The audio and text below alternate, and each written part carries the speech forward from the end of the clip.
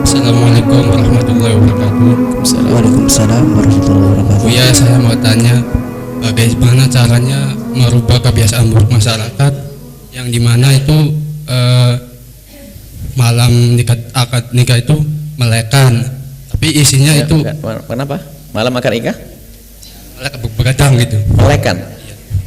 Tapi isinya itu dengan tidak bermanfaat seperti main kartu, bahkan di situ terang-terangan main judi, mabok-mabokan dan minum-minum nonton gitu. Bagaimana caranya, Bu? Assalamualaikum warahmatullahi wabarakatuh. Waalaikumsalam warahmatullahi wabarakatuh. Bismillahirrahmanirrahim. Kalau berbicara tentang tradisi dan kebiasaan, hampir setiap daerah punya kebiasaan aneh. Ada lagi, mumpung ingat, ada kebiasaan di Cirebon katanya. Jadi kalau sebelum akad nikah itu, seorang laki-laki kadang-kadang diperkenalkan untuk masuk rumahnya sang perempuan, biar tahu tempatnya atau rumahnya, atau suruh tinggal di situ. Ada begitu? Katanya ada yang semacam itu. Nah, ini hal-hal kayak begitu tidak diperkenankan. Nah, jadi sampai di situ, ini masuk rumahnya sebelum pernikahan, bisa ngobrol, bisa ini. Dan kemudian banyak kalau namanya tradisi. Nah, kalau merubah namanya tradisi itu sangat berat, akan tapi harus ada upaya. Dalam kaidah di dalam kita, mungkin dalam kaidah motivasi dakwah kita yang pernah kita sampaikan, pertama yang harus kita lakukan adalah ibda binafsik, dari diri kita sendiri. Kalau Anda ingin menikah, Anda yang punya kuasa di dalam rumah Anda, keluarga Anda, rumah tangga Anda. Jadi sebelum kita melihat merubah orang sana itu, yuk di rumah kita sendiri, memberi contoh yang baik di rumah kita. Kalau kita melakukan pernikahan sederhanakan, bahkan mohon maaf, yang namanya tontonan yang aneh-aneh dengan perut dibuka dan sebagainya itu sudah banyak di sebagian kampung-kampung. Bahkan tidak mustahil, kadang-kadang orang itu yang cenderung, yang sungguh rajin ngaji pun kadang-kadang masih, jadi ilmunya hanya ilmu hadir di majelis, tidak mau mengamalkan di rumahnya. Dan mungkin yang hadir di majelis ini pernah mengundang juga kayaknya. Semoga Allah mengampuninya. Berubah harus. Jadi dari kita sendiri itu. Jadi apa yang harus kita lakukan itu cari yang diridhoi oleh Allah Subhanahu wa taala. Jadi kalau pengen berubah dari kita, perlahan. Kemudian ada cara, jika Anda ingin mengingatkan sesuatu, jangan di saat sesuatu itu telah terjadi, sedang terjadi, tidak. Mungkin Anda mengetahui putri Anda atau adik Anda mau menikah 4 bulan yang akan datang.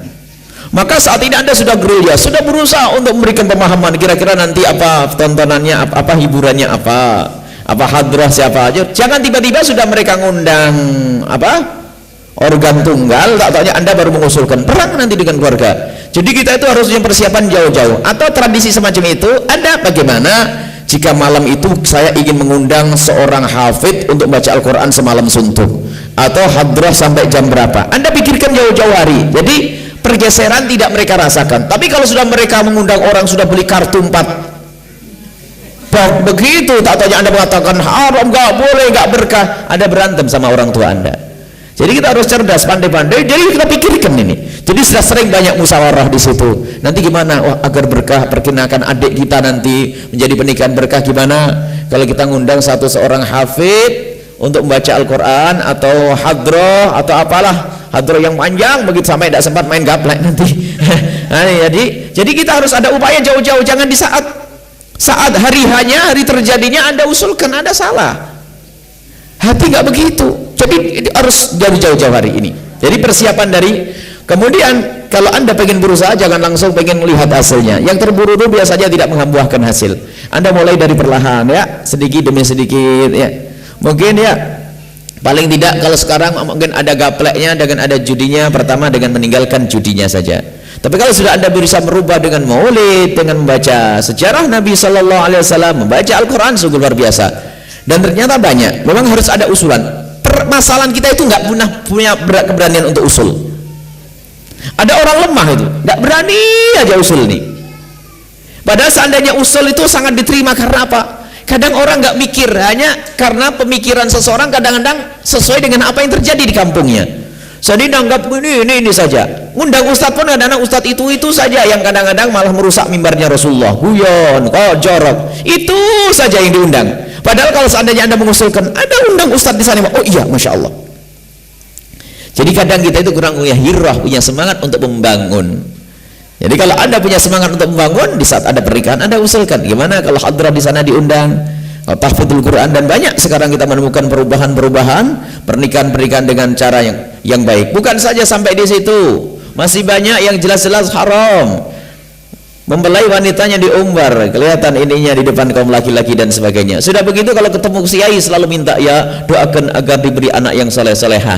Anak yang soleh-soleh itu dengan cara yang benar dong. Dalam nikahnya saja melanggar Allah, bagaimana akan minta anak yang soleh-solehah? Jangan bohong kepada Allah. Jadi kalau pengen punya anak yang soleh-solehah, tentu di saat menjalani pernikahan adalah dengan cara yang benar. Ini Anda kalau menikah, laki perempuan tolong dipisah. Dandanan seorang wanita yang membuka auratnya pengantin tidak boleh dilihat kaum laki-laki. Ini semua harus diperhatikan. Jangan kalah dengan lingkup. Anda yang punya kuasa di rumah Anda sendiri. Takutlah kepada Allah. Gak cukup ya hanya sekedar gebiar saja, tapi ingat ada hitungannya. Allah akan mengumpulkan kita kelak di padang mahsyar dan bakal ditanya, engkau menikahkan putrimu, akan tapi auratnya kau umbar. Kadang dimandikan di halaman. Mandi kok di halaman? Orang sakit itu. Ya, ada mandi di halaman rumah kan? Mandi itu di kamar mandi. Neng, kalau mau pengantin mandinya di kamar mandi, di halaman rumah pakai kemban. Ya Allah, ini orang sakit banyak bener nih. Mandi yang benar di kamar mandi, menutup aurat. Nah, ini banyak hal-hal kayak begini, kejadian-kejadian yang harus dirubah. Belum lagi kalau urusan pernikahan, keyakinan-keyakinan yang salah. Banyak pelanggaran-pelanggaran tradisi dalam pernikahan. Di antaranya apa? Urusan kemarin ada yang tanya istilah apa? Larangan pamalia. Oh, jadi kalau ini, kalau misalnya mau menikahkan, tak taunya calon besannya sudah meninggal satu, gotang atau paling enggak jadi karena mati sebelah, macam-macam nanti. Macam-macam. Jadi kalau rumahnya sana enggak boleh. Apalagi pakai hitung-hitungan ya. Pon wage kliwon legi, pusing nanti. Yang enggak ingat ponnya enggak menikah nanti. Jadi ada macam-macam menikah itu istikharah pakai ini Rebu Kliwon sama Jumat Legi. Waduh, enggak ketemu nih. Rebu Kliwon, Jumat Legi. Jumat Legi menurut orang Jawa Timur sih baik, tapi menurut orang Sumatera bisa jadi hantu nanti ya. Macam-macam nanti umpama nih. Enggak usah pakai begitu, istikharah dilihat orang ini baik atau tidak. Pakai begitu-begitu pusing nanti. Kasihan itu benar itu yang enggak punya, yang betonnya enggak ketemu itu, enggak ketemu Kliwon Leginya, enggak punya suami nanti itu. Enggak usah begitu. Jadi nikah itu istikharah, lihat calon ini baik atau tidak. Jadi banyak hal-hal yang semacam ini. Kemudian banyak lagi cara pernikahan itu yang aneh. Misalnya adiknya mau nikah dulu nggak boleh karena kakaknya belum. Ini orang tuanya masuk neraka duluan itu. Kadang-kadang orang tuanya sama mendukung. Ya jangan dulu, kakakmu belum.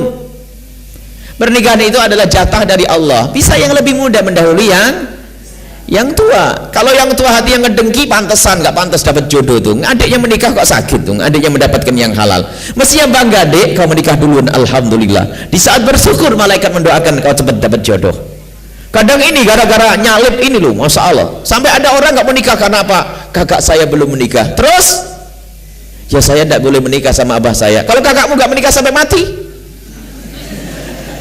ini adalah keanehan-keanehan di hidup di dunia ini. Ini. Kalau masalah menikah mana dapat jodoh, senang seorang kakak adiknya menemukannya.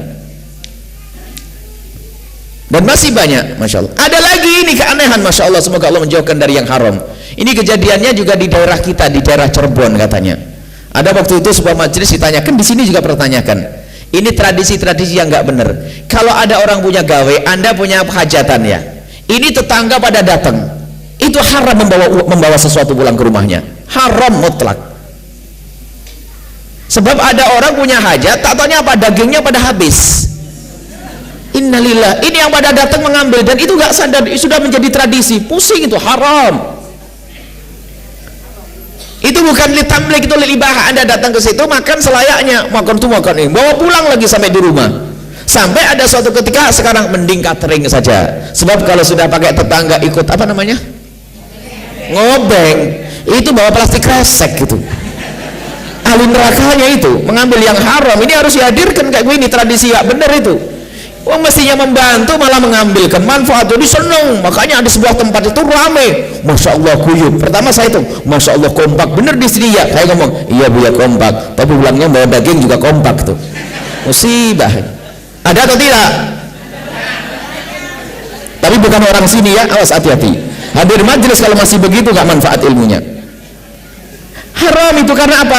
Itu perlu banyak tamu lah kalau anda yang membawa pulang. Anaknya 5 dipikirkan, ya Allah besok mantuku datang. Innalillah. Enggak. Jadi banyak kebiasaan-kebiasaan yang salah urusan pernikahan. Jadi anda merubah. Jadi kalau pengen berubah banyak yang harus dirubah. Termasuk yang anda tanyakan itu benar. Bukan saja itu, nanti urusan kelahiran. Kalau habis kelahiran biaya melekan ya, main gablek juga, ada judi. Baca Al-Quran, sambut bayi dengan kemuliaan, jalani pernikahan dengan kemuliaan. Itu yang harus kita yakini.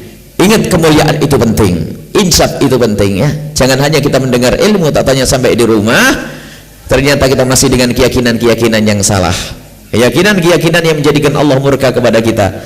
Baik itulah. Jadi kalau anda ingin merubah, tentunya adalah dengan cara pertama dari diri anda sendiri. Yang kedua, jangan di saat pelanggaran itu terjadi langsung anda merubahnya, mungkin menjadikan hati mereka tidak suka. Anda harus mempersiapkan jauh-jauh sebelumnya.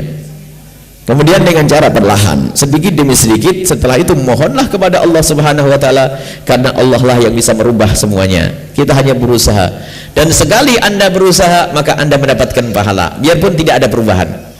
Ingat, anda melakukan usaha untuk merubah, anda mencoba mengingatkan, anda akan mendapatkan pahala biarpun tidak ada perubahan. Makanya itulah yang harus kita pahami.